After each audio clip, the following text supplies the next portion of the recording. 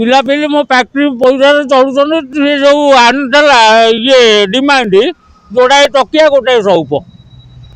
ଆପଣଙ୍କ ୱାଇଫ୍? ହଁ। ଶ୍ୱଶୁର ଘର କୋଉଠି? ଏ ତିନାଥ ବଜାର ଅଲ। ତିନାଥ ବଜାର। ହଁ। ଆଚ୍ଛା ଏବେ ଆପଣଙ୍କ ସ୍ତ୍ରୀଙ୍କ ସମସ୍ୟା କିଏ ସ୍ତ୍ରୀ କ'ଣ କି ଦି ଭାଇ ଯାକ ଜମି ବିକିଦେଲେ। ମୁଁ ବୋପାର ସମ୍ପତ୍ତି ମୁଁ ଜାଣିପାରିଲି ହେଲା। ୟାକୁ 50,000 ଟଙ୍କା ଦେଇଦେଲେ ଆଉ ଯୋଡ଼ାଏ ବଲ୍ ଲଗେଇଦେଲାଣି। ହଁ। ଆଚ୍ଛା ଆଚ୍ଛା। ନାଇଁ ନାଇଁ ଆପଣ ବାହାଘର ପରଠୁ କ'ଣ ଏଇଭଳିଆ? ଏଇଭଳିଆ ପରା। ବାହାଘର ପରଠୁ ସିଏ କହିବ ଜୋନି ଦେଖେଇବିନି ହେଲା। ତମେ ବାହାରେ ଗାଣ୍ଡି ମରାଅ। ଖାଇବା ପିଇବା? ହଁ ଖାଇବା ପିଇବା ମୁଁ 50,000 ଟଙ୍କା ମୋ ଫ୍ୟାକ୍ଟ୍ରି ଭଡ଼ା ଆସୁଛି। ଜାଗା ବିକିଲେ ପଇସା ନେଲେ। ଆଚ୍ଛା ଆଚ୍ଛା। ଆପଣଙ୍କର କ'ଣ ମାନେ ପୁଣି ମୁଁ ଜାଗା ବିକୁଛି ଖାଉଛି।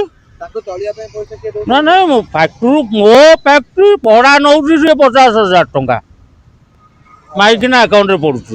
ଆଚ୍ଛା ଆଚ୍ଛା। ଏବେ ମାଇକିନା ତାହେଲେ ଆପଣଙ୍କୁ କାହିଁ ପଡୁଛି? ହଁ।